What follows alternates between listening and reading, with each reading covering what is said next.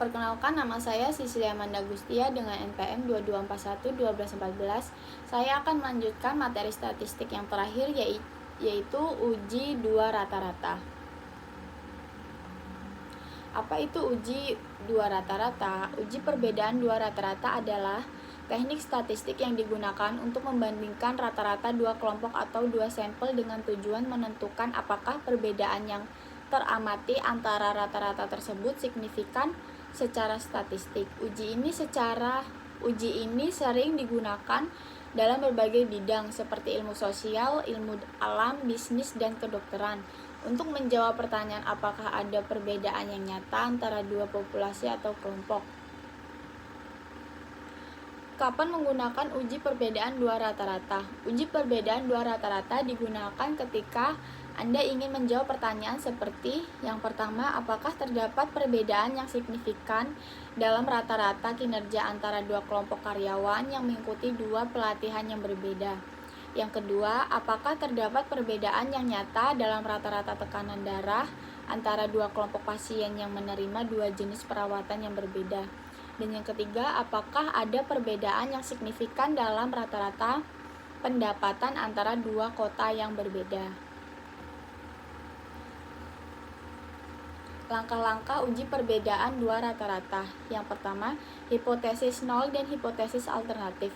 Tentukan hipotesis nol yang menyatakan bahwa tidak ada perbedaan antara dua rata-rata dan hipotesis alternatif yang menyatakan bahwa ada perbedaan signifikan antara keduanya.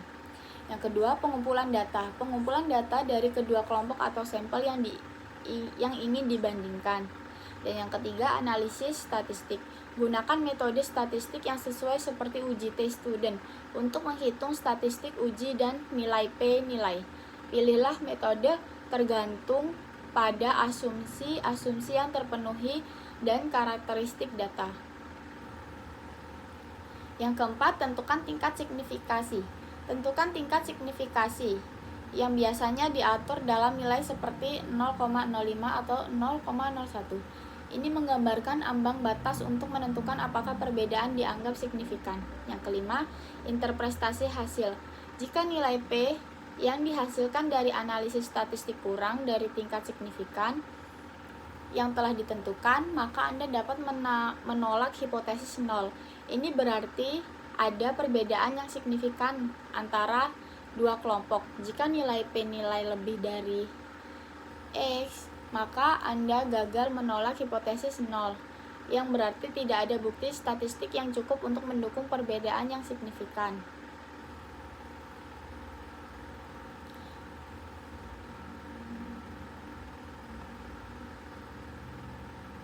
Contoh kasus.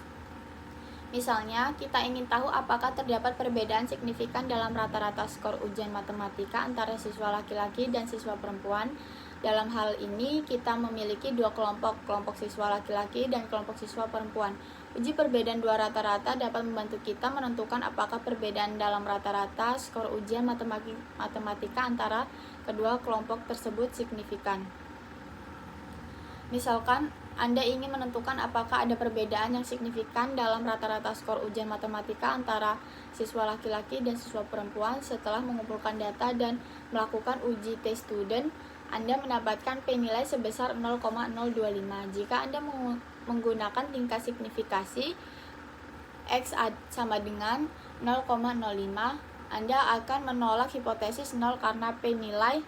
Dengan demikian, Anda dapat menyimpulkan bahwa ada perbedaan yang signifikan dalam rata-rata skor ujian matematika antara siswa laki-laki dan siswa perempuan.